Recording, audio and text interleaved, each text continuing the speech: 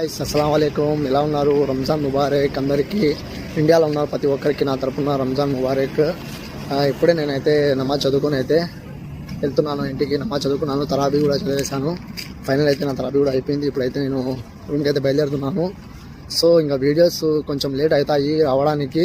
So నా please అర్థం చేసుకొని చేయట్లేదని ఎవరైనా మర్చిపోతారేమో, మర్చిపోకండి. కంపల్సరీ అయితే వీడియో చేస్తాను, కానీ టైం అయితే కుదరాలి కదా, అందుకోసం టైం కుదరాలా వీడియో చేయాలన్నా కూడా. మనకు ఇప్పుడు రంజాన్ నెల స్టార్ట్ కాబట్టి ఇంకా వీడియోస్ అయితే కొంచెం లేట్గా వస్తాయి.